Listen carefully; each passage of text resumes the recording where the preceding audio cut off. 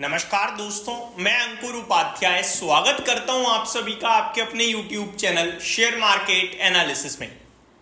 Tata Motors इस समय हर तरफ से नेगेटिव ही सुनाई दे रही हैं इसके लिए खबरें टाटा मोटर्स के लिए, लेकिन हम लोगों को ना डिसाइड करना पड़ता है शेयर बाजार में कौन सा स्टॉक अच्छा है और मुझे किस भाव पे लेना है। अब ऑब्वियस है, जब शेयर टूटेगा तो खराब चीजों की वजह से ही टूटेगा और उस खराब समय में अगर आपको कॉन्फिडेंस है और आपने लिया तो आप बड़ा पैसा बनाओगे, लेकिन आपने उस समय कॉन्फिडेंस नहीं दिखाया तो हो सकता है आप फिर से तेजी में ही लो। या फिर ये भी पॉसिबिलिटीज है, कभी कभार हम चलती चीज को पकड़ने की कोशिश करते हैं और जब वो गिरती है तो उसको और ऐड करते हैं जिसमें उसके फाइनेंशियल फंडामेंटल्स ही खराब है, तो हमारा पैसा भी फंस जाता है। अब टाटा मोटर्स कौन सी कैटेगरी का है, पहले हमें ये जज करना होगा।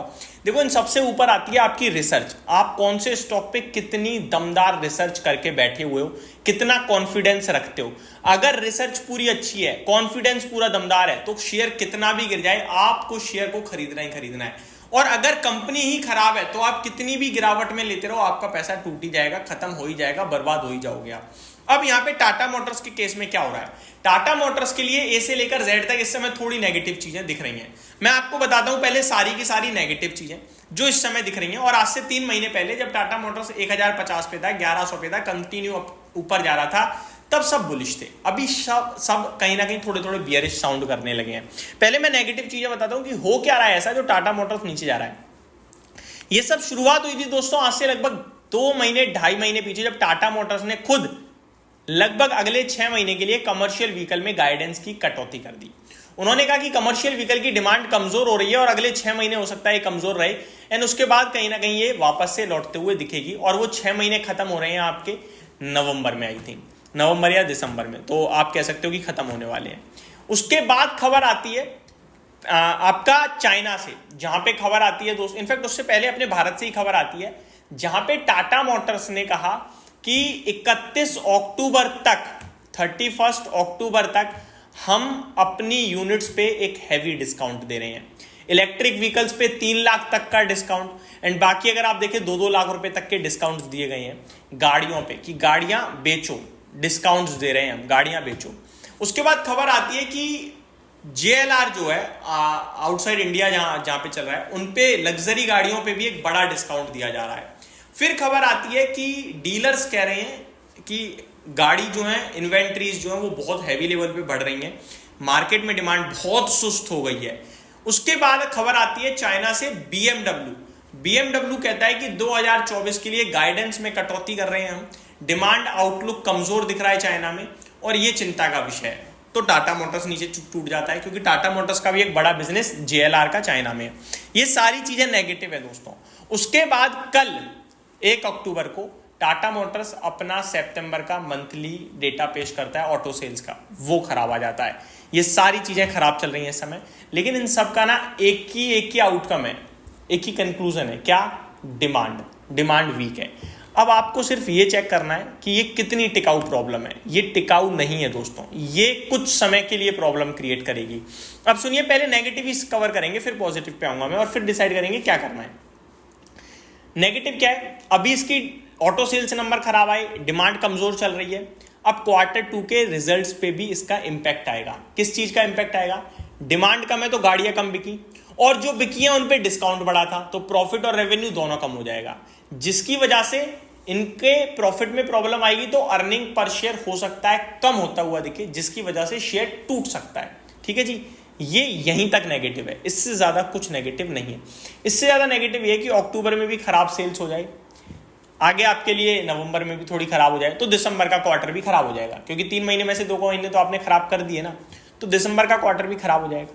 अब मेरे को आप ये बताओ, 2 महीने पहले से सेल्स डाउन चल रही है, डिमांड कमजोर है, यानी कि आप कह सकते हो लगभग अगस्त, सितंबर, अक्टूबर, नवंबर, दिसंबर, 5 महीने टॉप क्लास 4 व्हीलर्स के लिए डिमांड कम है। उसके बाद भी डिमांड नहीं लौटेगी? डेफिनेटली लौटेगी। हो सकता है और रह जाए, 6-7 महीने चली जाए, लेकिन लौटेगी तो सही डिमांड। ऐसा तो हो नहीं सकता कि भैया डिमांड ही ना आए गाड़ियों की, ये तो गाड़ी तो बिकती रहेंगी, आपको भी पता है, मुझे भी पता है। तो ये टेम्पररी है, और ऐसा नहीं है केवल टाटा मोटर्स के लिए दोस्तों, मारुति ने भी अपनी गाड़ी पे डिस्काउंट दिए हैं। हालांकि मारुति की सेल्स पे भी इंपैक्ट नहीं आया, डिस्काउंट मारुति भी दबा के दे रहा है। M&M के लिए भी काफी डीलर्स कह रहे हैं कि इन्वेंट्रीज बढ़ रही हैं।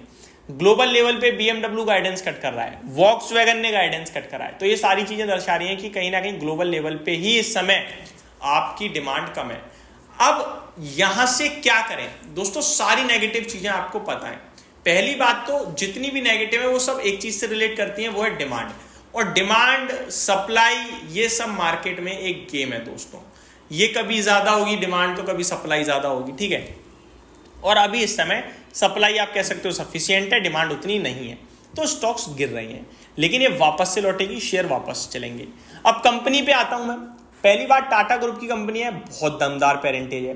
दूसरी बात, गाड़ियां बहुत दमदार हैं। तीसरी बात, ईवी मार्केट को लीड कर रहा है। चौथी बात, कंपनी के वैल्यूएशन ऑलरेडी बहुत सस्ते हैं, अगर यहां से टूटा तो और ज्यादा सस्ते हो जाएंगे।